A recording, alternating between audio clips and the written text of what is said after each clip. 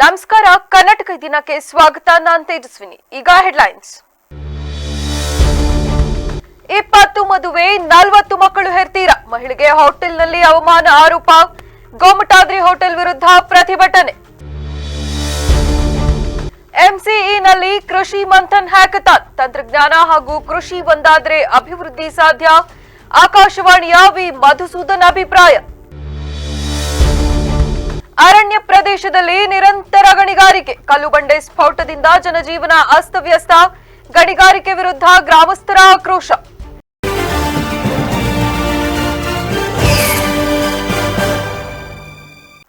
Muslim ಮಹಿಳೆಗೆ ಅವಾಚ್ಯ ಶಬ್ದಗಳಿಂದ ನಿಂದನೆ ಮಾಡಿರುವುದನ್ನು ಖಂಡಿಸಿ ಸೋಷಿಯಲ್ ಡೆಮಾಕ್ರೆಟಿಕ್ ಪಾರ್ಟಿ ಆಫ್ ಇಂಡಿಯಾದ ಜಿಲ್ಲಾ ಒಕ್ಕೂಟ ಇಂದು ಜಿಲ್ಲಾಧಿಕಾರಿ ಕಚೇರಿ ಎದುರು ಪ್ರತಿಭಟನೆ ನಡೆಸಿದ್ದಾರೆ. ನಗರದ ಸಂಪಿಗೆ ರಸ್ತೆಯಲ್ಲಿರುವ ಗೊಮಟಾದ್ರಿ ಹೋಟೆಲ್ನ ಸಿಬ್ಬಂದಿಯೊಬ್ಬರು ಮಹಿಳೆಗೆ ನಿಂದಿಸಿದ್ದಾರೆಂಬ ಆರೋಪಕ್ಕೆ ಪ್ರತಿಭಟನೆ ನಡೆಸಲಾಯಿತು. ಸೋಷಿಯಲ್ ಡೆಮಾಕ್ರೆಟಿಕ್ ಪಾರ್ಟಿ ಆಫ್ ಇಂಡಿಯಾದ ಜಿಲ್ಲಾ ಉಪಾಧ್ಯಕ್ಷರಾದ ಸೈಯದ್ ಫರೀದ್ ಮಾತನಾಡಿ, ಸಂಪಿಗೆ ರಸ್ತೆಯಲ್ಲಿರುವ ಗೊಮಟಾದ್ರಿ ಹೋಟೆಲ್ ಸಿಬ್ಬಂದಿ ಮುಸ್ಲಿಂ ಮಹಿಳೆ ತಮ್ಮ ಮಗನಿಗೆ ಹುಷಾರಿಲ್ಲ ಎಂದು ಮಂಗಳ ಆಸ್ಪತ್ರೆಯಲ್ಲಿ ಅಡ್ಮಿಟ್ ಆಗಿದ್ದು, ಮಾರ್ಚ್ 25ರಂದು ಬೆಳಗ್ಗೆ ಸುಮಾರು 9:30 ಗಂಟೆಯ ಸಮಯದಲ್ಲಿ ತಿಂಡಿ ತಿನ್ನಲು ಗೊಮಟಾದ್ರಿ ಟಿಫನ್ ಸೆಂಟರ್ಗೆ ಹೋದಾಗ ತಿಂಡಿ ತೆಗೆದುಕೊಳ್ಳಲು ಟೋಕನ್ ತೆಗೆದುಕೊಳ್ಳುವ ಗೊಮಟಾದ್ರಿಯ ಕ್ಯಾಶಿಯರ್ ಅವರೊಂದಿಗೆ ಮಾತಿನ ಚಕಮಕಿಯಾಗಿದ್ದು, ಸಂದರ್ಭದಲ್ಲಿ ಅವರು ನಮ್ಮ ಮುಸ್ಲಿಂ ಬಾಂಧವರನ್ನು ಗುರಿಯಾಗಿಟ್ಟುಕೊಂಡು ಏಲಸಲ್ಲದ ಅವಾಚ್ಯ ಶಬ್ದಗಳಿಂದ ಬೈದು 20 ಮದುವೆಯಾಗಿ 40 ಮಕ್ಕಳು ಹುಟ್ಟಿಸಿಕೊಳ್ತೀರಾ, ಇದರಿಂದಲೇ ವಿಶ್ವದಲ್ಲಿ ಯುದ್ಧ ಆಗುತ್ತಿರುವುದು ಎಂದು ಮಹಿಳೆಯನ್ನು ನಿಂದಿಸಿದ್ದಾರೆ. ಇದರಿಂದ ನಮಗೆ ಮಾನಸಿಕವಾಗಿ ನೋವುಂಟಾಗಿರುತ್ತದೆ. ಹಾಗಾಗಿ ತಾವುಗಳು ದಯಮಾಡಿ ಇದರ ಬಗ್ಗೆ ಸೂಕ್ತ ಕಾನೂನು ಕ್ರಮ ಕೈಗೊಳ್ಳಬೇಕು. ಜೊತೆಗೆ ಆಹಾರ ಇಲಾಖೆ ಇವರ ಲೈಸೆನ್ಸ್ ರದ್ದು ಮಾಡಬೇಕು. ಜಿಲ್ಲಾಡಳಿತ ಈ ಕುರಿತು ಕ್ರಮ ತೆಗೆದುಕೊಳ್ಳದೆ ಹೋದರೆ ಮುಂದಿನ ದಿನಗಳಲ್ಲಿ ಹಾಸನದಲ್ಲಿ ದೊಡ್ಡ ಮಟ್ಟದಲ್ಲಿ ಹೋರಾಟ ಮಾಡುತ್ತೇವೆಂದು ಎಚ್ಚರಿಕೆ ನೀಡಿದರು.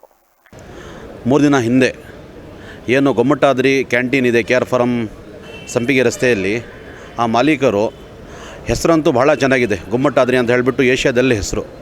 ಆ ಹೆಸರು ಇಟ್ಕೊಂಡು MM ಹಾಸ್ಪಿಟ್ಲಲ್ಲಿ ಮಹಿಳೆ, ಮುಸ್ಲಿಂ ಮಹಿಳೆ ಏನು ಮಗುವನ್ನು ಅಡ್ಮಿಟ್ ಮಾಡಿಕೊಂಡು ಬೆಳಿಗ್ಗೆ 9 ಸುಮಾರಿಗೆ ಒಂದು ಟಿಫನ್ ತರಕ್ಕೆ ಹೋದರೆ ಆ ಸಮಯದಲ್ಲಿ ಬಹಳ ನಿಂದನೀಯವಾಗಿ ಹೇಳೋಕ್ಕೆ ಬೇಸರ ಆಗುತ್ತೆ ನಮಗೆ. ಮತ್ತು ಮೈಯೆಲ್ಲ ಉರಿಯುತ್ತೆ ಹಾಗೆ. ಆ ರೀತಿಯಾಗಿ ಅವರು ಅಕ್ಷರ ಉಚ್ಚಾರ ಮಾಡಿದ್ದಾರೆ. ನೀವೆಲ್ಲ ನಿಮ್ಮ ಕಡೆಯಿಂದ ಪ್ರಪಂಚದಲ್ಲಿ ಯುದ್ಧ ಆಗ್ತಾ ಇರೋದು, ಮತ್ತು ನೀವು 20 ಮದುವೆ ಆಗ್ತೀರಾ, 40 ಮಕ್ಕಳು ಹುಟ್ಟಿಸ್ತೀರಾ, ನೀವು ಇಲ್ಲಿ ಇರೋಕ್ಕೆ ಲಾಯಕ್ಕಿಲ್ಲ ನೀವು ಅಂತ ಅಸಭ್ಯವಾಗಿ ಮಹಿಳೆ ಹತ್ರ ಅಸಭ್ಯವಾಗಿ ಮಾಡ್ಕೊಂಡಿದ್ದಾರೆ. ಅವರು ಹೇಳಿದ್ದಾರೆ, ತಿಂಡಿನೂ ಕೊಡಲ್ಲ, ಇಡ್ಲಿ ಕೊಡಿ ಅಂದರೆ ಅದೂ ಇಲ್ಲ ಅಂದರು, ಪಲಾವ್ ಕೊಡಿ ಅಂದರೆ ಅದೂ ಇಲ್ಲ ಅಂದರು. ಇದೇ ರೀತಿಯಾಗಿ ಬಹಳ ಅಸಭ್ಯವಾಗಿ ನಡ್ಕೊಂಡಿದ್ದಾರೆ. ಇವರ ವಿರುದ್ಧ ಈ ವೇಳೆ ಮುಸ್ಲಿಂ ಒಕ್ಕೂಟ ಹಾಸನದ ಜಿಲ್ಲಾಧ್ಯಕ್ಷರಾದ ಯೂಸುಫ್ ಸೇರಿದಂತೆ ಮತ್ತಿತರರು ಹಾಜರಿದ್ದರು. ತಂತ್ರಜ್ಞಾನದೊಂದಿಗೆ ಕೃಷಿ ಹಾಗೂ ಕೃಷಿಕರು ಒಂದಾದರೆ ಕೃಷಿಯಲ್ಲಿ ಅಪರಿಮಿತವಾದ ಬೆಳವಣಿಗೆ ಕಂಡುಕೊಳ್ಳಬಹುದೆಂದು ಆಕಾಶವಾಣಿಯ ಕೃಷಿ ರಂಗ ವಿಭಾಗದ ಮುಖ್ಯಸ್ಥ ಅರ್ಕಲ್ಗೂಡು ವಿ ಮಧುಸೂದನ್ ತಿಳಿಸಿದ್ದಾರೆ. ಮಲೆನಾಡು ತಾಂತ್ರಿಕ ಮಹಾವಿದ್ಯಾಲಯದ ಮಿರೈಸ್ ಫೌಂಡೇಶನ್ ಹಾಗೂ ಹಾಸನ ಆಕಾಶವಾಣಿ ಕೇಂದ್ರದ ಸಹಯೋಗದಲ್ಲಿ ಆಯೋಜಿಸಲಾಗಿದ್ದ ಕೃಷಿ ಮಂಥನ್ ಹ್ಯಾಕಥಾನ್ ಕಾರ್ಯಕ್ರಮವನ್ನುದ್ದೇಶಿಸಿ ಅವರು ಮಾತನಾಡಿದರು. ಕೃಷಿಯೊಂದಿಗೆ ತಂತ್ರಜ್ಞಾನ ಬೆರೆಯದ ಕಾರಣದಿಂದಾಗಿ ನಾವು ಇದುವರೆಗೆ ನಿರೀಕ್ಷಿತ ಪ್ರಗತಿಯನ್ನು ಸಾಧಿಸಲು ಸಾಧ್ಯವಾಗಲಿಲ್ಲ. ತಂತ್ರಜ್ಞಾನ ಕೃಷಿಕನ ಹೊಲಗದ್ದೆಗಳನ್ನು ನೈಜವಾಗಿ ಪ್ರವೇಶಿಸಿದರೆ ಯಾರೂ ನಿರೀಕ್ಷಿಸದ ಸಾಧನೆಯನ್ನು ಕೃಷಿ ರಂಗದಲ್ಲಿ ಮಾಡಬಹುದೆಂದು ಅವರು ತಿಳಿಸಿದರು.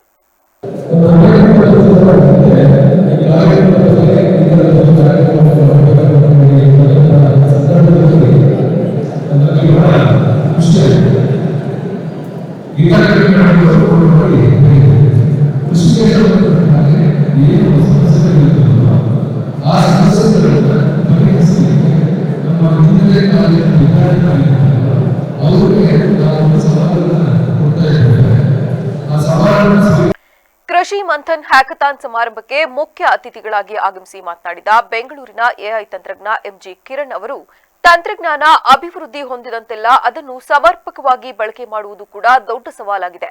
ಕೃಷಿಕರಿಗೆ ಈ ಸವಾಲು ಅತ್ಯಂತ ಕ್ಲಿಷ್ಟಕರವಾಗಿರುತ್ತದೆ. ಯಾವುದೇ ತಂತ್ರಜ್ಞಾನವನ್ನು ತಮ್ಮ ಜಮೀನಿನಲ್ಲಿ ಅಳವಡಿಕೆ ಮಾಡುವ ಸಂದರ್ಭದಲ್ಲಿ ಅತ್ಯಂತ ಎಚ್ಚರಿಕೆಯಿಂದ ಅಳವಡಿಕೆ ಮಾಡಿಕೊಳ್ಳಬೇಕೆಂದು ಅವರು ಕೃಷಿಕರಿಗೆ ಸಲಹೆ ನೀಡಿದರು. ಅನವಶ್ಯಕವಾದ ವಾಟ್ಸ್ಆ್ಯಪ್ ಫಾರ್ವರ್ಡ್ಗಳು ಬರ್ತಾನೆ ಇದೆ. ಅವಾಗ ನಿಮಗೆ ಅದು ಏನು ಮಾಡಬೇಕು ಏನು ಮಾಡಬಾರ್ದು ಅನ್ನೋದೇ ನಿಮಗೆ ತೊಂದರೆ ಆಗ್ಬಿಟ್ಟಿದೆ. ಯಾರು ಕೇಳಬೇಕು ಅಥವಾ ನಾವು ಉಪಯೋಗಿಸೋದು ನಿಲ್ಲಿಸಿ ಹೇಳ್ಬಿಡೋದ, ಮೊಬೈಲ್ ಉಪಯೋಗಿಸ್ಬೇಕಾ ಬೇಡವಾ, ಮತ್ತು ನ್ಯೂಸ್ ಪೇಪರ್ನಲ್ಲಿ ಇಷ್ಟು ಕೋಟಿ ಕಳ್ಕೊಂಡ್ರು, ಅಷ್ಟು ಕೋಟಿ ಕಳ್ಕೊಂಡ್ರು ಅಂತ ನ್ಯೂಸ್ ಬರ್ತಾನೇ ಇರುತ್ತೆ. ಇವಾಗ ಇವತ್ತು ನಿಮ್ಮನ್ನಲ್ಲಿ ಕರೆಸಿರುವಂಥ ಉದ್ದೇಶ, ಮುಖ್ಯವಾದ ಉದ್ದೇಶ ಏನಂದರೆ ನಿಮ್ಗೆಲ್ಲರಿಗೂ ನಮ್ಮ ಮಲೆನಾಡು ತಾಂತ್ರಿಕ ಸಮಿತಿಯ ಅಧ್ಯಕ್ಷರಾದ ಆರ್ಟಿ ದ್ಯಾವಿಗೌಡ ಅವರು ಸಮಾರಂಭದ ಅಧ್ಯಕ್ಷತೆ ವಹಿಸಿ ಮಾತನಾಡಿದರು. ಮಲೆನಾಡು ತಾಂತ್ರಿಕ ಮಹಾವಿದ್ಯಾಲಯ ಕೃಷಿಕರ ಸಮಸ್ಯೆಗಳಿಗೆ ಸ್ಪಂದಿಸಲು ಮುಂದಾಗಿರುವುದು ಅತ್ಯುತ್ತಮವಾದ ಬೆಳವಣಿಗೆಯಾಗಿದ್ದು, ಮುಂದಿನ ದಿವಸಗಳಲ್ಲಿಯೂ ಈ ಕುರಿತು ಗಂಭೀರವಾದ ಪ್ರಯತ್ನಗಳನ್ನು ಮಾಡಲಾಗುತ್ತದೆ ಎಂದು ಅವರು ತಿಳಿಸಿದರು.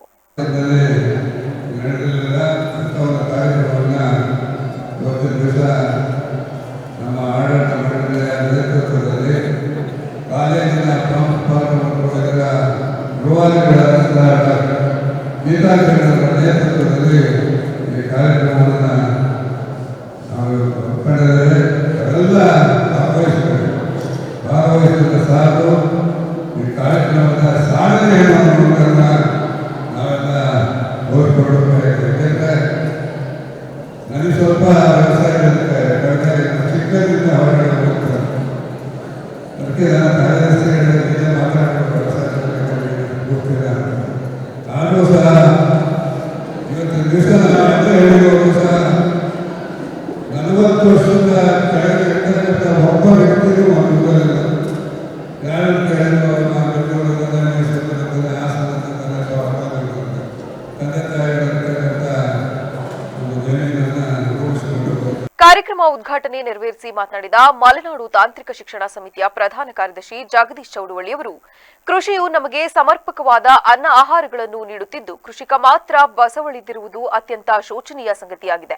ಈ ನಿಟ್ಟಿನಲ್ಲಿ ಕೃಷಿಕರನ್ನು ಕೈಹಿಡಿದು ನಡೆಸುವಂತಹ ತಂತ್ರಜ್ಞಾನಗಳನ್ನು ಆಧುನಿಕ ತಂತ್ರಜ್ಞರು ಸಂಶೋಧಿಸಿ ನೆರವಾಗಬೇಕೆಂದು ಕರೆ ನೀಡಿದರು.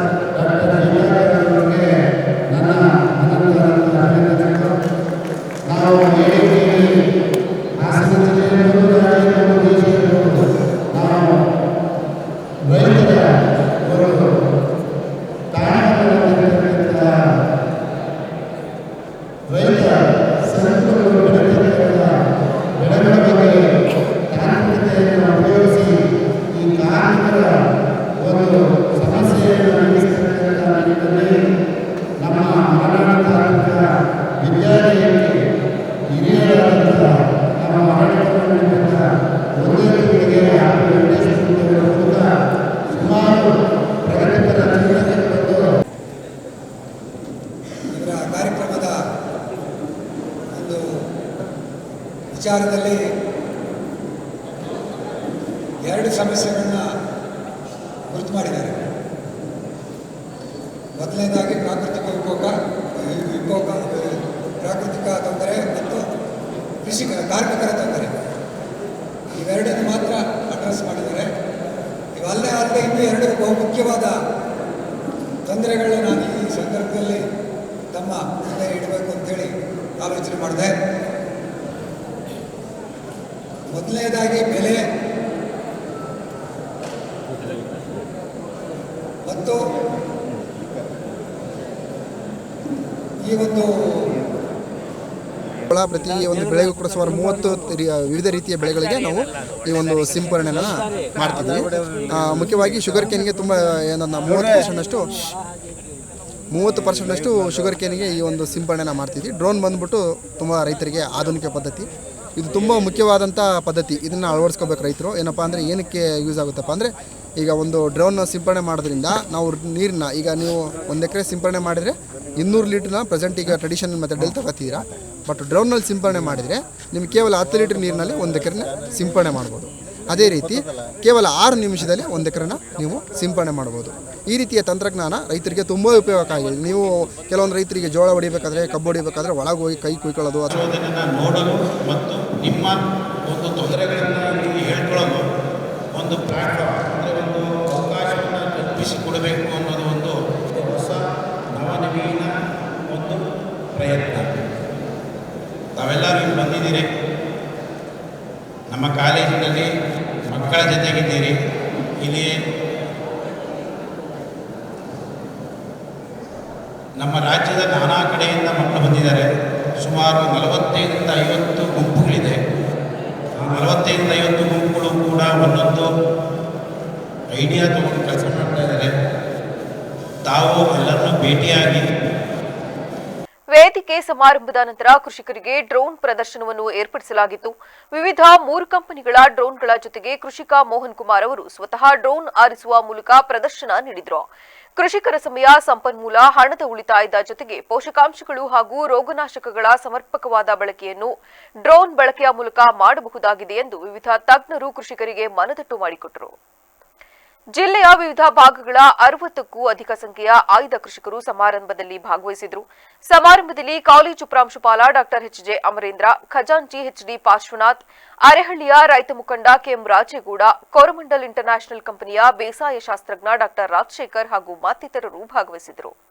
ಅರ್ಕಲ್ಗೂಡು ತಾಲೂಕಿನ ಮಾಲಿಪಟ್ಟಣ ಹೋಬಳಿ ವ್ಯಾಪ್ತಿಯ ಅರಸೀಕೆರೆ ಕಾವಲು ಪ್ರದೇಶದ ಪರಿಭಾವಿತ ಅರಣ್ಯ ಪ್ರದೇಶದಲ್ಲಿ ನಡೆಯುತ್ತಿರುವ ಅಕ್ರಮ ಕಲ್ಲುಗಾಣಿಕಾರಿಕೆ ವಿರುದ್ಧ ಗ್ರಾಮಸ್ಥರು ತೀವ್ರ ಆಕ್ರೋಶ ವ್ಯಕ್ತಪಡಿಸಿದ್ದಾರೆ. ಸರ್ವೆ ನಂಬರ್ 116ರ ಅರಣ್ಯ ಪ್ರದೇಶದಲ್ಲಿ ನಿರಂತರವಾಗಿ ಗಣಿಗಾರಿಕೆ ನಡೆಯುತ್ತಿದ್ದು, ಇದರಿಂದ ಸುತ್ತಮುತ್ತಲಿನ ಗ್ರಾಮಗಳ ಜನಜೀವನ ಅಸ್ತವ್ಯಸ್ತಗೊಂಡಿದೆ ಎಂದು ಆರೋಪಿಸಲಾಗಿದೆ.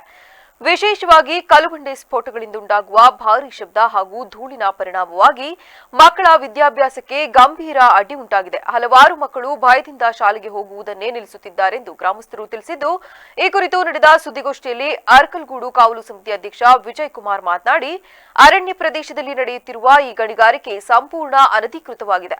ಇದರಿಂದ ಪರಿಸರ ಹಾನಿಯ ಜೊತೆಗೆ ಜನರ ಆರೋಗ್ಯ ಹಾಗೂ ಮಕ್ಕಳ ಭವಿಷ್ಯಕ್ಕೂ ದೊಡ್ಡ ಅಪಾಯ ಉಂಟಾಗಿದೆ. ತಕ್ಷಣವೇ ಈ ಗಣಿಗಾರಿಕೆಯನ್ನು ನಿಲ್ಲಿಸಬೇಕೆಂದು ಒತ್ತಾಯಿಸಿದರಲ್ಲದೆ, ಮಾಧ್ಯಮಗಳು ಹಾಗೂ ಸಂಬಂಧಪಟ್ಟ ಅಧಿಕಾರಿಗಳು ಈ ವಿಷಯವನ್ನು ಗಂಭೀರವಾಗಿ ಪರಿಗಣಿಸಿ ಕ್ರಮ ಕೈಗೊಳ್ಳಬೇಕು. ಈ ಭಾಗದ ರೈತರ ಹಾಗೂ ಗ್ರಾಮಸ್ಥರ ಬದುಕಿಗೆ ಬೆಳಕು ತರಬೇಕೆಂದು ಮನವಿ ಮಾಡಿದರು. 12 ವರ್ಷಗಳ ಕಾಲ ನಿರಂತರವಾಗಿ ಗ್ರಾಮಸ್ಥರು ಹೋರಾಟ ಮಾಡ್ಕೊಂಡು ಬರ್ತಾವ್ರೆ. ಈ ವಿಚಾರವಾಗಿ ಎಲ್ಲ ಅಧಿಕಾರಿಗಳಿಗೂ ದೂರು ನೀಡಿದ್ರು ಕೂಡ ಯಾವುದೇ ಅಧಿಕಾರಿಗಳು ಇಲ್ಲಿವರೆಗೂ ಕ್ರಮ ಜರುಗಿಸಿಲ್ಲ. ಈಗ ನಾನೇ ಇಲ್ಲಿ ಬಂದು ಸುಮಾರು 12 ಅರ್ಜಿಗಳು ಕೊಟ್ಟಿದ್ದೀನಿ, ಗಣಿಗೆ ಕೊಟ್ಟಿದ್ದೀನಿ, ಜಿಲ್ಲಾಧಿಕಾರಿಗಳಿಗೆ 2 ಅರ್ಜಿ ಕೊಟ್ಟಿದ್ದೀನಿ, ರಾಜ್ಯಪಾಲರು ಕೊಟ್ಟಿದ್ದೀನಿ, ಆಮೇಲೆ ನಮ್ಮ ಅರಣ್ಯ ಸಚಿವರು ಕೊಟ್ಟಿದ್ದೀನಿ, ಅರಣ್ಯ ಇಲಾಖೆ ಕೊಟ್ಟಿದ್ದೀನಿ, ಇಲ್ಲಿ ನಮ್ಮ ಹಾಸನ ಜಿಲ್ಲಾ ಅರಣ್ಯ ಇಲಾಖೆ ಕೊಟ್ಟಿದ್ದೀನಿ. ಇಲ್ಲಿವರೆಗೂ ಯಾವುದೇ ಕ್ರಮ ಜರುಗಿಸಿಲ್ಲ. ಸುದ್ದಿಗೋಷ್ಠಿಯಲ್ಲಿ ಪ್ರಸನ್ನ, ಯಶವಂತ, ರವಿ, ದೇವರಾಜು ಸೇರಿದಂತೆ ಮತ್ತಿತರರು ಹಾಜರಿದ್ದರು. ವಿಶ್ವಪಥ ಚಾರಿಟಬಲ್ ಟ್ರಸ್ಟ್ ವತಿಯಿಂದ ಮಾರ್ಚ್ 27ರಂದು ಖ್ಯಾತ ಸಾಹಿತಿ ಪಿ ಲಂಕೇಶ್ ಅವರ ಪೊಲೀಸರಿದ್ದಾರೆ ಎಚ್ಚರಿಕೆ ಎಂಬ ನಾಟಕವನ್ನು 5ನೇ ಬಾರಿಯ ಪ್ರದರ್ಶನವನ್ನು ಆಯೋಜಿಸಲಾಗಿದೆ ಎಂದು ಟ್ರಸ್ಟ್ನ ಅಧ್ಯಕ್ಷರಾದ ಯತೀಶ್ ಅವರು ತಿಳಿಸಿದ್ದಾರೆ. ಈ ಕುರಿತು ಸುದ್ದಿಗೋಷ್ಠಿಯಲ್ಲಿ ಮಾತನಾಡಿದ ಅವರು, ವಿಶ್ವ ರಂಗಭೂಮಿ ದಿನಾಚರಣೆಯ ಅಂಗವಾಗಿ ಇದೇ ಮಾರ್ಚ್ 27ರಂದು ಸಂಜೆ 7ರಿಂದ 8 ಗಂಟೆಯವರೆಗೆ ಹಾಸನಾಂಬ ಕಲಾಕ್ಷೇತ್ರದಲ್ಲಿ ನಾಟಕವನ್ನು ಪ್ರದರ್ಶಿಸಲಾಗುತ್ತಿದ್ದು, ಈ ನಾಟಕ ಪ್ರದರ್ಶನಕ್ಕೆ ಉಚಿತ ಪ್ರವೇಶವಿದೆ ಎಂದು ತಿಳಿಸಿದರು. ಈ ನಾಟಕವನ್ನು ನಮ್ಮ ತಂಡ ನಿರ್ಮಿಸಿದ್ದು ಪ್ರದೀಪ್ ರಂಗಾಯಣ ಅವರು ನಿರ್ದೇಶನ ಮಾಡಿದ್ದಾರೆ. ನಾಟಕದಲ್ಲಿ ಪ್ರದೀಪ್ ರಂಗಾಯಣ, ನಾನು ಹಾಗೂ ಅಣ್ಣಾಜಿಗೌಡ ಅವರು ಪ್ರಮುಖ ಪಾತ್ರಗಳಲ್ಲಿ ಅಭಿನಯಿಸಲಿದ್ದೇವೆ. ಬೆಳಕು ವಿನ್ಯಾಸವನ್ನು ಗುರು ತಲಕಾಡು ನಿರ್ವಹಿಸಿದ್ದು, ಸಂಗೀತವನ್ನು ಧನಂಜಯ್ ಆರ್ಸಿ ನೀಡಿದ್ದು, ಸಂಗೀತ ನಿರ್ವಹಣೆಯನ್ನು ಶ್ರೀಧರ ಅವರು ಕೈಗೊಂಡಿದ್ದಾರೆ. ಕಾರ್ಯಕ್ರಮಕ್ಕೆ ಎಲ್ಲರೂ ತಪ್ಪದೇ ಭಾಗವಹಿಸಿ ಯಶಸ್ವಿಗೊಳಿಸಬೇಕಾಗಿ ವಿನಂತಿಸಿದರು. ನಾವು ಪಿ ಲಂಕೇಶ್ ಅವರ ರಚನೆಯ ಪೊಲೀಸರಿದ್ದಾರೆ ಎಚ್ಚರಿಕೆ ಎನ್ನುವಂತಹ ಒಂದು ನಾಟಕವನ್ನು ಪ್ರದರ್ಶನ ಮಾಡ್ತಾ ಇದ್ದೀವಿ. ಈ ಪ್ರದರ್ಶನ ನಮ್ಮದು 5ನೇ ಪ್ರದರ್ಶನ. ಕಳೆದ ಬಾರಿ ಇದೇ ವಿಶ್ವರಂಗಭೂಮಿ ದಿನಾಚರಣೆಗೆ ನಾವು ಈ ನಾಟಕವನ್ನು ಮೊದಲ ಬಾರಿಗೆ ಪ್ರದರ್ಶನ ಮಾಡಿದ್ವು. ಮೊದಲ ಬಾರಿಗೆ ಪ್ರದರ್ಶನ ಮಾಡಿದ ನಂತರ ಇದುವರೆಗೂ 4 ಪ್ರದರ್ಶನಗಳನ್ನು ಯಶಸ್ವಿಯಾಗಿ ನಾವು ಮಾಡಿದ್ದೇವೆ. ಮೈಸೂರು ದಸರಾ ವೇದಿಕೆಯಲ್ಲಿಯೂ ಕೂಡ ನಮ್ಮ ನಾಟಕ ಇದು ಪ್ರದರ್ಶನಗೊಂಡಿದೆ. ಇದು 5ನೇ ಪ್ರದರ್ಶನ ಆಗಿದೆ. 5ನೇ ಪ್ರದರ್ಶನಕ್ಕೆ ನಾವು ಸಿದ್ಧರಿದ್ದೇವೆ. ನಾಟಕ ಮಾಡೋದಕ್ಕೆ ಎಲ್ಲ ರೀತಿಯ ತಯಾರಿಗಳನ್ನು ನಾವು ಮಾಡ್ಕೊಂಡಿದ್ದೀವಿ. ಇದೇ ಶುಕ್ರವಾರ 27ನೇ ತಾರೀಕು ವಿಶ್ವ ರಂಗಭೂಮಿ ದಿನಾಚರಣೆ ಅಂಗವಾಗಿ ಈ ನಾಟಕ ಪ್ರಯೋಗ ಆಗ್ತಾ ಇದೆ. ದಯವಿಟ್ಟು ಈ ನಾಟಕಕ್ಕೆ ತಾವುಗಳು ಕೂಡ ಬರಬೇಕು ಅನ್ನೋದು ನನ್ನ ವಿನಂತಿ. ತಮ್ಮ ಮೂಲಕ ಸುದ್ದಿ ಆಗುತ್ತೆ, ಪ್ರಚಾರ ಆಗುತ್ತೆ, ಒಂದಷ್ಟು ನಾಟಕ ಪ್ರಿಯರು ಬರ್ತಾರೆ ಅನ್ನೋದು ನಮಗೆ ಖಂಡಿತವಾಗ್ಲೂ ಗೊತ್ತಿದೆ. ಅಷ್ಟೇ ಆ ಗೊತ್ತಿರೋ ವಿಚಾರದ ಜೊತೆಗೆ ಒಂದು ರಿಕ್ವೆಸ್ಟ್ ನಿಮ್ಮ ಹತ್ರ ಮಾಡೋದೇನೆಂದರೆ, ದಯವಿಟ್ಟು ನೀವುಗಳು ಕೂಡ ಬರಬೇಕು ಅನ್ನೋದು ನಮ್ಮ ಮನವಿ. ಈಗಾಗಲೇ ನಮ್ಮ ನಾಗರಾಜ್ ಸುದ್ದಿಗೋಷ್ಠಿಯಲ್ಲಿ ಪ್ರದೀಪ್ ರಂಗಾಯಣ, ಅಣ್ಣಾಜಿಗೌಡ ಸೇರಿದಂತೆ ಇತರರು ಉಪಸ್ಥಿತರಿದ್ದರು. ನಗರದ ಎಂ ಕೃಷ್ಣ ಕಾನೂನು ಮಹಾವಿದ್ಯಾಲಯದ ಕಾನೂನು ಅರಿವು ನೆರವು ಘಟಕ ಹಾಗೂ ಗುಡ್ ಸಿಟಿಜನ್ ಪದವಿ ಪೂರ್ವ ಕಾಲೇಜಿನ ಸಂಯುಕ್ತಾಶ್ರಯದಲ್ಲಿ ಇಂದು ಕಾನೂನು ಅರಿವು ಮತ್ತು ನೆರವು ಕಾರ್ಯಕ್ರಮವು ಅತ್ಯಂತ ಯಶಸ್ವಿಯಾಗಿ ಜರುಗಿತು. ಕಾರ್ಯಕ್ರಮವನ್ನು ಸಸಿಗೆ ನೀರುಣಿಸುವ ಮೂಲಕ ಅರ್ಥಪೂರ್ಣವಾಗಿ ಉದ್ಘಾಟಿಸಿದ ಗಣ್ಯರು ವಿದ್ಯಾರ್ಥಿಗಳಲ್ಲಿ ಕಾನೂನು ಪ್ರಜ್ಞೆಯ ಅಗತ್ಯತೆಯನ್ನು ಸಾರಿದರು. ಗುಡ್ ಸಿಟಿಜನ್ ಪದವಿ ಪೂರ್ವ ಕಾಲೇಜಿನ ಪ್ರಾಂಶುಪಾಲರಾದ ಕಾಂತರಾಜು ಎಮ್ಮೆನವರು ಕಾರ್ಯಕ್ರಮದ ಅಧ್ಯಕ್ಷತೆ ವಹಿಸಿ ಮಾತನಾಡಿ, ವಿದ್ಯಾರ್ಥಿ ದೆಸೆಯಲ್ಲಿಯೇ ಕಾನೂನಿನ ಮೂಲಭೂತ ಅರಿವು ಇರುವುದು ಅತ್ಯಂತ ಅವಶ್ಯಕ. ಇದು ಸಮಾಜದಲ್ಲಿ ಜವಾಬ್ದಾರಿಯುತ ಪ್ರಜೆಗಳಿಗಾಗಿ ಬದುಕಲು ಸಹಕಾರಿಯಾಗುತ್ತದೆ ಎಂದು ಆಶಯ ವ್ಯಕ್ತಪಡಿಸಿದರು. ದ್ವಿತೀಯ ವರ್ಷದ ಕಾನೂನು ವಿದ್ಯಾರ್ಥಿ ಮನೋಜ್ ಸಿಎಂ ಅವರು ಮಾತನಾಡುತ್ತಾ, ಬಾಲ ನ್ಯಾಯ ಕಾಯ್ದೆ 2015ರ ಅಡಿಯಲ್ಲಿ ಮಕ್ಕಳ ರಕ್ಷಣೆ ಮತ್ತು ಪಾಲನೆಗೆ ಇರುವ ಅವಕಾಶಗಳನ್ನು ಪ್ರತಿಯೊಬ್ಬರೂ ಅರಿಯಬೇಕು. ಮಕ್ಕಳಿಗೆ ಸುರಕ್ಷಿತ ಪರಿಸರ ಕಲ್ಪಿಸುವುದು ಸಮಾಜದ ಕರ್ತವ್ಯ ಎಂದರು. ನಂತರ ವಿದ್ಯಾರ್ಥಿ ಮಮತಾ ಚೌಧರಿ ಅವರು ಪೋಕ್ಸೋ ಕಾಯ್ದೆಯ ಬಗ್ಗೆ ವಿವರಣೆ ನೀಡಿ, ಲೈಂಗಿಕ ಅಪರಾಧಗಳಿಂದ ಮಕ್ಕಳನ್ನು ರಕ್ಷಿಸಲು ಇರುವ ಕಟ್ಟುನಿಟ್ಟಾದ ಕಾನೂನುಗಳ ಬಗ್ಗೆ ವಿದ್ಯಾರ್ಥಿಗಳಲ್ಲಿ ಜಾಗೃತಿ ಇರಬೇಕು. ದೌರ್ಜನ್ಯ ನಡೆದಾಗ ಮೌನ ವಹಿಸದೆ ಕಾನೂನಿನ ನೆರವು ಪಡೆಯಬೇಕೆಂದು ಕಿವಿಮಾತು ಹೇಳಿದರು. ಕೊನೆಯದಾಗಿ ಕಿಶೋರ್ ಕುಮಾರ್ ಎಂಆರ್ ಅವರು ಬಾಲಕಾರ್ಮಿಕ ಪದ್ಧತಿ ಮತ್ತು ಬಾಲ್ಯ ವಿವಾಹವು ಸಮಾಜಕ್ಕೆ ಅಂಟಿದ ಶಾಪವಾಗಿದ್ದು, ಇವುಗಳನ್ನು ತಡೆಗಟ್ಟಲು ಕಾನೂನು ಎಷ್ಟು ಬಲಿಷ್ಠವಾಗಿದೆಯೋ ಅಷ್ಟೇ ಸಾರ್ವಜನಿಕರ ಸಹಕಾರವೂ ಮುಖ್ಯವಾಗಿದೆ ಎಂದು ತಿಳಿಸಿದರು. ವಿದ್ಯಾರ್ಥಿ ಮಿತ್ರರೇ ಹಾಗೂ ನೆರವೇರಿದಂತಹ ಉಪಸ್ಥಿತರಿದ್ದಂತಹ ಈಗ ತಕ್ಷಣ ಅನುಪಸ್ಥಿತರಾದಂತಹ ಎಲ್ಲ ಪ್ರಾಧ್ಯಾಪಕರೇ, ಇಂದು ಕಾನೂನು ಅರಿವು ನೆರವು ಘಟಕದ ವತಿಯಿಂದ POCSO act, junior justice, child labour prohibition, child marriage act ಈ 4 ಮುಖ್ಯ ಅಂಶಗಳನ್ನು ಮಕ್ಕಳ ಹಿತದೃಷ್ಟಿಯಿಂದ ಕಾಲೇಜಿನ ಕಾನೂನು ಅರಿವು ನೆರವು ಘಟಕದ ವತಿಯಿಂದ ಪ್ರತಿ ಕಾಲೇಜುಗಳಿಗೂ ಸಹ ಹೋಗಿ ಮಕ್ಕಳಿಗೆ ಅರಿವು ಮೂಡಿಸಬೇಕಂತ ಒಂದು ಫಂಕ್ಷನ್ ಅರೇಂಜ್ ಮಾಡ್ತೀವಿ. ಮತ್ತೆ ಭಯ ಪಡೋದೇನು ಇಲ್ಲ. ಕಾನೂನು ಇದೆ, ನಿಮಗೆ ರಕ್ಷಣೆಗೋಸ್ಕರನೇ ಪೋಕ್ಸೋ ಆಕ್ಟ್ ಬಂದಿರೋದು. ಸೊ ಪ್ಲೀಸ್ ಇದು ಪೇರೆಂಟ್ಸ್ ಗೊತ್ತಾದ್ರೆ ಬೈತಾರೆ, ನನ್ನ ಲೈಫ್ ಹಾಳಾಗುತ್ತೆ, ಹಂಗೆ ಅಂತ ಏನು ಹೇಳ್ಬೇಡಿ. ನಮ್ಮ ಹಾಸನಲ್ಲಿ ಈ ಕೋರ್ಟ್ ನೋಡಿದ್ದೀರಲ್ವಾ, ಒಂದು ಡಿಸ್ಟ್ರಿಕ್ಟ್ ಕೋರ್ಟ್ ಅಲ್ಲಿ ಒಂದು ಪೋಕ್ಸೋ ಇದ್ದೇ ಇರುತ್ತೆ, ಕೋರ್ಟ್ ಇದ್ದೇ ಇರುತ್ತೆ. ಅದರಲ್ಲಿ senior most judge, experience person judge ಕೂತ್ಕೋತಾರೆ ನಿಮ್ ಜೊತೆ. ಮೊದಲು ಒಂದು ಪ್ರಶ್ನೆ ಕೇಳ್ತೀನಿ. ನಾವು ಓದುತ್ತಿರುವ ಈ ವಯಸ್ಸಿನಲ್ಲಿ ನಮ್ಮಂತೆ ಕೆಲ ಮಕ್ಕಳು ಕೆಲಸ ಮಾಡ್ತಿರ್ತಾರೆ. ಅದು ನ್ಯಾಯವೇ, ತರ್ಕಬದ್ಧವೇ? ಏನ್ ಹೇಳ್ತೀರಾ? ನ್ಯಾಯ ಅಂದ್ರೆ ಹೇಗಾಗುತ್ತೆ? ಅಲ್ಲ ಅಂದ್ರೆ ಹೇಗೆ? ಜೋರಾಗಿ ಹೇಳಿ.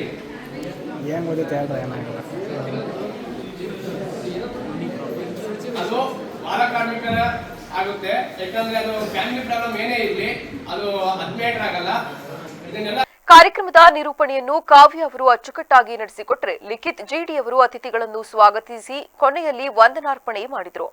ಕಾಲೇಜಿನ ಸಭಾಂಗಣದಲ್ಲಿ ನಡೆದ ಈ ಕಾರ್ಯಕ್ರಮದಲ್ಲಿ ವಿದ್ಯಾರ್ಥಿ ಅರ್ಜುನ್ ಸೇರಿದಂತೆ 100 ವಿದ್ಯಾರ್ಥಿಗಳು ಮತ್ತು ಬೋಧಕ ವರ್ಗದವರು ಉಪಸ್ಥಿತರಿದ್ದು ಕಾನೂನು ಮಾಹಿತಿಯನ್ನು ಪಡೆದುಕೊಂಡರು. ಶ್ರೀರಾಮನವಮಿ ಮಹೋತ್ಸವ ಕಾರ್ಯಕ್ರಮವನ್ನು ಅದ್ದೂರಿಯಿಂದ ಜರುಗಿಸಲಾಗುವುದೆಂದು ಸೀತಾರಾಮ ದೇವಸ್ಥಾನದ ಅರ್ಚಕರಾದ ನಿಖಿಲ್ ಅವರು ತಿಳಿಸಿದ್ದಾರೆ.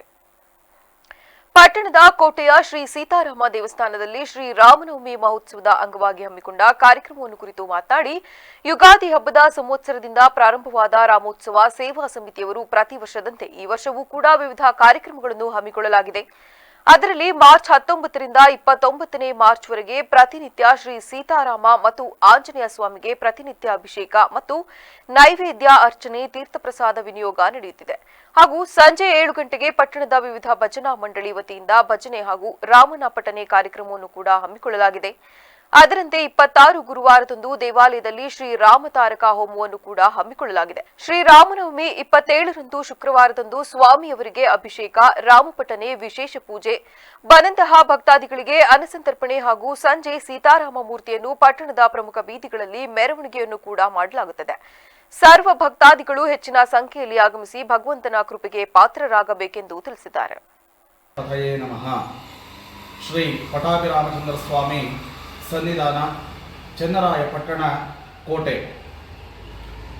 ಇತಿಹಾಸ ಪ್ರಸಿದ್ಧವುಳ್ಳಂತಹ ಶ್ರೀ ಕೋಟೆ ರಾಮ ಮಂದಿರದಲ್ಲಿ ಪ್ರತಿ ವರ್ಷದಂತೆ ಈ ವರ್ಷವೂ ಕೂಡ ಹೊಸ ಸಂವತ್ಸರದಲ್ಲಿ ಹಬ್ಬದಿಂದ, ಯುಗಾದಿ ಹಬ್ಬದಿಂದ ಹಿಡಿದು ತಳಿರು ತೋರಣ ಕಟ್ಟಿದ ಶ್ರೀ ರಾಮನ ಮಂದಿರದಲ್ಲಿ ಫಲಪಂಚಾಮೃತ ಅಭಿಷೇಕ, ರುದ್ರಾಭಿಷೇಕ, ಸಂಜೆ ಅಷ್ಟಾವಧಾನ ಸೇವಾ ಹಾಗೂ ಹಲವಾರು ಸಾಂಸ್ಕೃತಿಕ ಕಾರ್ಯಕ್ರಮಗಳ ಜೊತೆಗೆ ಭಜನಾ ಸೇವಾ ಕೈಂಕರ್ಯಗಳು ನೆರವೇರುತ್ತೆ.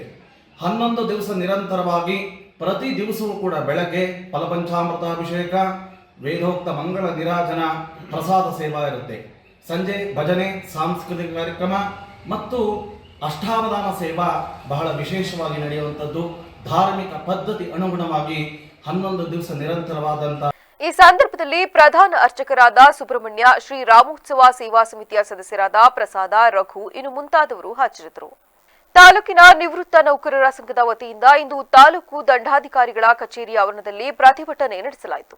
ಕೇಂದ್ರ ಸರ್ಕಾರದ ಹಣಕಾಸು ಸಚಿವೆ ನಿರ್ಮಲಾ ಸೀತಾರಾಮನ್ ಅವರು ನಿವೃತ್ತ ನೌಕರರಿಗೆ ಹಾಗೂ ಕುಟುಂಬ ಪಿಂಚಣಿದಾರರಿಗೆ ವಾರ್ಷಿಕ 2 ದಿನಭತ್ಯೆಯನ್ನು ಹಾಗೂ ವೇತನ ಪರಿಷ್ಕರಣೆಯನ್ನು ಮಾಡುವುದಕ್ಕೆ ಸಾಧ್ಯವಾಗುತ್ತಿಲ್ಲ ಎಂಬ ಮಾತನ್ನು ಚರ್ಚೆ ಮಾಡಿದ್ದು, ಇದನ್ನು ಖಂಡಿಸಿ ನಿವೃತ್ತ ಸರ್ಕಾರಿ ನೌಕರರು ಕೈಗೆ ಕಪ್ಪು ಪಟ್ಟಿ ಧರಿಸಿಕೊಂಡು ಪ್ರತಿಭಟನೆ ಮಾಡುತ್ತಿದ್ದೇವೆಂದು ಕೆಆರ್ನಗರ ಶಾಖೆಯ ನಿವೃತ್ತ ಸರ್ಕಾರಿ ನೌಕರರ ಸಂಘದ ಅಧ್ಯಕ್ಷ ಡಾಕ್ಟರ್ ಸಣ್ಣಲಿಂಗಪ್ಪ ಎಂದು ಹೇಳಿ ಹೊರಡಿಸಿರುವ ಕಾಯ್ದೆಯ ವಿರುದ್ಧ ಅಸಮಾಧಾನವನ್ನು ಹೊರಹಾಕಿದರು.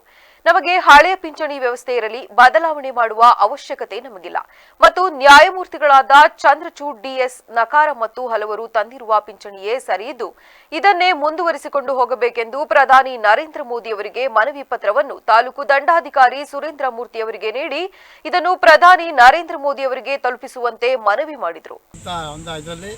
ಇಲ್ಲಿ ತನಕ ನಾವು ನಿವೃತ್ತ ನೌಕರರಿಗೆ ನೀಡ್ತಕ್ಕಂಥ ಸೌಲಭ್ಯಗಳನ್ನು ತುಟಿ ಬತ್ತಿ ಹಾಕ್ಕೊಂಡಿರಲಿ, ಪರಿಷ್ಕರಣಾ ವೇತನ ಹಾಕಿಕೊಂಡಿರಲಿ, ಎಲ್ಲ ಸೌಲಭ್ಯವನ್ನು ಕೊಡ್ತಾ ಬಂದಿದ್ದಾರೆ. ಕಾಲಕ್ಕೆ ನೀಡುವ ಸೌಲಭ್ಯಗಳನ್ನು ಕೊಡ್ತಾ ಬಂದಿದ್ದಾರೆ. ಕರ್ನಾಟಕ ಸರ್ಕಾರ ಮತ್ತು ಕೇಂದ್ರ ಸರ್ಕಾರ ಆಲ್ ಓವರ್ ಇಂಡಿಯಾ ಮತ್ತು ರಾಜ್ಯ ಸರ್ಕಾರ ಎಲ್ಲ ನೀಡ್ತಾ ಬರ್ತದೆ. ಆದರೆ ಈ ಕೇಂದ್ರ ಸರ್ಕಾರದ ಹಣಕಾಸಿನ ಸಚಿವರಾದಂಥ ನಿರ್ಮಲಾ ಸೀತಾರಾಮರವರು ಒಂದು ಮಂಡನೆ ಮಾಡಿದ್ದಾರೆ. ಏನಪ್ಪ ಅಂತ ಅಂದರೆ ಅದಿನ್ನೂ ಅಕ್ಸೆಪ್ಟ್ ಆಗಿಲ್ಲ. ಕಾರಣ ಇನ್ನು ಮುಂದೆ 26ರ ಹಿಂದೆ ಯಾರು ನಿವೃತ್ತಿ ಆಗಿದ್ದಾರೆ ಅವರಿಗೆ ಸೌಲಭ್ಯವನ್ನು ತುಟಿ ಬತ್ತಿ ಹಾಕ್ಕೊಂಡಿರಲಿ, ಪರಿಷ್ಕಾರ ವೇತನವನ್ನು ಕೊಡೋಕ್ಕೆ ಸಾಧ್ಯವಿಲ್ಲ ಅಂತ ಎಂಬ ಒಂದು ಆದೇಶವನ್ನು ಮಂಡಿಸಿದ್ದಾರೆ. ಆ ಪ್ರಕಾರ ಕೇಂದ್ರ ಸರ್ಕಾರ ಸಂಘದವರು ಇಡೀ ಕರ್ನಾಟಕ ಮತ್ತು ಇಡೀ ರಾಜ್ಯ ಪ್ರತಿಭಟನೆಯಲ್ಲಿ ಕರ್ನಾಟಕ ರಾಜ್ಯ ನಿವೃತ್ತ ಸರ್ಕಾರಿ ನೌಕರರ ಸಂಘದ ಸದಸ್ಯರಾದ ಲೋಕನಾಥ್, ತಮ್ಮೇಗೌಡ, ಪ್ರಸನ್ನ, ರಾಮು, ಸೋಮೇಗೌಡ, ತಿಮ್ಮಶೆಟ್ಟಿ ಹಾಗೂ ಇತರರು ಭಾಗವಹಿಸಿದರು. ಗೋಬಿ ತಾಲೂಕಿನ ಗೊಲಹಳ್ಳಿ ಮಠದ ಶ್ರೀ ಸಿದ್ದಲಿಂಗೇಶ್ವರ ಸ್ವಾಮಿಯ ಮಹಾರಥೋತ್ಸವ ಭಕ್ತಾದಿಗಳ ಸಮ್ಮುಖದಲ್ಲಿ ಅದ್ದೂರಿಯಾಗಿ ನಡೆಯಿತು. ರಥೋತ್ಸವದ ಅಂಗವಾಗಿ ಬೆಳಗ್ಗೆ ಶ್ರೀ ಸಿದ್ದಲಿಂಗೇಶ್ವರ ಸ್ವಾಮಿಗೆ ವಿಶೇಷ ಹೂವಿನ ಅಲಂಕಾರ ಮಾಡಲಾಗಿತ್ತು. ಜಿಲ್ಲೆಯ ವಿವಿಧ ಭಾಗಗಳಿಂದ ಆಗಮಿಸಿದ ಭಕ್ತರು ದೇವರ ದರ್ಶನ ಪಡೆದರು. ಮಧ್ಯಾಹ್ನ ರಥೋತ್ಸವ ಆರಂಭವಾಯಿತು. ರಥೋತ್ಸವಕ್ಕೆ ಶ್ರೀ ವಿಭವ ವಿದ್ಯಾಶಂಕರ ದೇಶಿ ಕೇಂದ್ರ ಸ್ವಾಮಿಗಳು ರಥೋತ್ಸವಕ್ಕೆ ಚಾಲನೆ ನೀಡಿದರು. ರಥೋತ್ಸವದಲ್ಲಿ ಭಾಗವಹಿಸಿದ ಭಕ್ತರು ಸುಡುಬಿಸಿಲಿನ ನಡುವೆಯೂ ರಥವನ್ನು ಎಳೆದು ರಥಕ್ಕೆ ಬಾಳೆಹಣ್ಣು ದವನ ಎಸೆದು ಭಕ್ತಿ ಸಮರ್ಪಿಸಿದರು. ರಥೋತ್ಸವದ ಅಂಗವಾಗಿ ಲಿಂಗದ ವೀರರ ಕುಣಿತ, ನಂದಿ ಧ್ವಜ, ಚೀಟಿ ಮೇಳ ಹಾಗೂ ಬಾಣ ಬಿರುಸುಗಳೊಂದಿಗೆ ವೈಭವದೊಂದಿಗೆ ರಥೋತ್ಸವವು ನಡೆಯಿತು. ಭಕ್ತಾದಿಗಳಿಗೆ ಮಹಾದಾಸೋಹ ಹಮ್ಮಿಕೊಳ್ಳಲಾಗಿದ್ದು, ಜಿಲ್ಲೆಯಿಂದ ಆಗಮಿಸಿದ ಭಕ್ತರು ರಥೋತ್ಸವಕ್ಕೆ ಸಾಕ್ಷಿಯಾದರು. ಒಳ ಮೀಸಲಾತಿಗೆ ಸಂಬಂಧಿಸಿದ ಸಚಿವ ಸಂಪುಟ ತೀರ್ಮಾನ ಸಂವಿಧಾನ ಮತ್ತು ಸಾಮಾಜಿಕ ನ್ಯಾಯಕ್ಕೆ ಬಗೆದ ಘೋರ ಅನ್ಯಾಯ ಎಂದು ಶೋಷಿತ ಜನಜಾಗೃತಿ ವೇದಿಕೆ ಪ್ರಧಾನ ಸಂಚಾಲಕ ಬಸವರಾಜ ಜವಳಿ ಖಂಡಿಸಿದ್ದಾರೆ. ನಗರದ ಪತ್ರಿಕಾ ಭವನದಲ್ಲಿ ನಡೆದ ಸುದ್ದಿಗೋಷ್ಠಿಯಲ್ಲಿ ಮಾತನಾಡಿದ ಅವರು, ಒಳ ಮೀಸಲಾತಿ ವಿಧೇಯಕವು ರಾಜ್ಯಪಾಲರ ಸಹಿ ಪಡೆದು ಅನುಮೋದನೆಗೊಂಡಿದೆ ಎಂದು ಸಂತೋಷಪಡುವ ಸಂದರ್ಭದಲ್ಲಿ ಒಳ ಮೀಸಲಾತಿ ಅನ್ವಯವಾಗದಂತೆ 56,000 ಹುದ್ದೆಗಳನ್ನು ಭರ್ತಿ ಮಾಡುತ್ತೇವೆ ಎಂಬ ಫೆಬ್ರವರಿ 26ರ ಸಚಿವ ಸಂಪುಟದ ತೀರ್ಮಾನ ಸಂವಿಧಾನ ಮತ್ತು ಸಾಮಾಜಿಕ ನ್ಯಾಯಕ್ಕೆ ಬಗೆದ ಘೋರ ಅನ್ಯಾಯವಾಗಿದೆ. 35 ವರ್ಷಗಳ ಒಳ ಮೀಸಲಾತಿ ಹೋರಾಟಕ್ಕೆ ಮಹಾದ್ರೋಹ ಎಸಗಲಾಗಿದೆ. ಸರ್ಕಾರದ ಈ ತೀರ್ಮಾನವನ್ನು ಶೋಷಿತ ಜನಜಾಗೃತಿ ವೇದಿಕೆಯು ಖಂಡಿಸುತ್ತದೆ. ಚುನಾವಣೆ ಪೂರ್ವದಲ್ಲಿ ಹೇಳಿದ ಮಾತಿನಂತೆ ಸರ್ಕಾರವು ನಡೆದುಕೊಂಡಿಲ್ಲ. ಒಂದು ವೇಳೆ ಒಳ ಮೀಸಲಾತಿ ಜಾರಿಯಾಗದೆ ಹೋದರೆ ಸರ್ಕಾರದ ವಿರುದ್ಧ ಬೃಹತ್ ಪ್ರತಿಭಟನೆ ಮಾಡಲಾಗುವುದೆಂದು ತಿಳಿಸಿದರು. ಸರ್ಕಾರ ರಾಜಭವನ ಕಳಿಸ್ತು, ರಾಜ್ಯಪಾಲರು ಅದಕ್ಕೆ ಸಹಿ ಹಾಕಿದ್ರು. ಇನ್ನೇನು ಕರ್ನಾಟಕದ ರಾಜ್ಯದಲ್ಲಿ ಒಳ ಮೀಸಲಾತಿ ಜಾರಿ ಆಯಿತು, ಸಂಭ್ರಮ ಆಚರಿಸೋಣ ಅನ್ನುವಂಥ ಒಂದು ಸಂತೋಷದಲ್ಲಿರುವ ಸಂದರ್ಭದಲ್ಲಿನೇ ಫೆಬ್ರವರಿ 26ನೇ ತಾರೀಕು ಕರ್ನಾಟಕ ರಾಜ್ಯ ಸರ್ಕಾರ ಸಚಿವ ಸಂಪುಟದಲ್ಲಿ ಒಂದು ತೀರ್ಮಾನವನ್ನು ಮಾಡಿತು. 56,000 ಹುದ್ದೆಗಳು ಒಳ ಮೀಸಲಾತಿಗೆ ಅನ್ವಯಿಸದೆ ಹುದ್ದೆಗಳನ್ನು ಕರೆದಿರುವುದು ಸಾಂವಿಧಾನಿಕವಾಗಿ ಮತ್ತು ಸಾಮಾಜಿಕ ನ್ಯಾಯಕ್ಕೆ ವಿರುದ್ಧವಾಗಿರ್ತಕ್ಕಂಥದ್ದು. ಅದನ್ನು ನಾನು ಪ್ರಬಲವಾಗಿ ಶೋಷಿತ ಜನಜಾಗೃತ ವೇದಿಕೆ ಮೂಲಕ ಮತ್ತು ಇನ್ನು ಪತ್ರಿಕಾಗೋಷ್ಠಿಯಲ್ಲಿ ಸರ್ಕಾರದ ನಡೆಯನ್ನು ಖಂಡಿಸುತ್ತೇನೆ. ಸುದ್ದಿಗೋಷ್ಠಿಯಲ್ಲಿ ರಾಮಚಂದ್ರ ಆರ್ ಕಾಂಬಳೆ, ಲಕ್ಕಪ್ಪ ಜವಳಿ, ಸುಂದರ್ ಸಾಗರ್, ಶಿವಕುಮಾರ್ ಆಜಾದ್ಪುರ್, ರಾಹುಲ್ ಮೇತ್ರೆ ಹಾಜರಿದ್ದರು. ಈಗ ಮತ್ತೊಮ್ಮೆ ಹೆಡ್ಲೈನ್ಸ್. 20 ಮದುವೆ 40 ಮಕ್ಕಳು ಹೆರ್ತೀರಾ, ಮಹಿಳೆಗೆ ಹೋಟೆಲ್ನಲ್ಲಿ ಅವಮಾನ ಆರೋಪ, ಗೋಮಟಾದ್ರಿ ಹೋಟೆಲ್ ವಿರುದ್ಧ ಪ್ರತಿಭಟನೆ. ಎಂಸಿಇನಲ್ಲಿ ಕೃಷಿ ಮಂಥನ್ ಹ್ಯಾಕಥಾನ್, ತಂತ್ರಜ್ಞಾನ ಹಾಗೂ ಕೃಷಿ ಒಂದಾದ್ರೆ ಅಭಿವೃದ್ಧಿ ಸಾಧ್ಯ, ಆಕಾಶವಾಣಿಯ ವಿ ಮಧುಸೂದನ್ ಅಭಿಪ್ರಾಯ. ಅರಣ್ಯ ಪ್ರದೇಶದಲ್ಲಿ ನಿರಂತರ ಗಣಿಗಾರಿಕೆ, ಕಲ್ಲುಬಂಡೆ ಸ್ಫೋಟದಿಂದ ಜನಜೀವನ ಅಸ್ತವ್ಯಸ್ತ, ಗಣಿಗಾರಿಕೆ ವಿರುದ್ಧ ಗ್ರಾಮಸ್ಥರ ಆಕ್ರೋಶ. ಕ್ಷಣ ಕ್ಷಣದ ಸುದ್ದಿಗಾಗಿ ನೋಡ್ತಾ ಇರಿ ವಿವಿಸಿ ಟಿವಿ, ಸತ್ಯದ ಕಡೆ ನಮ್ಮ ನಡೆ.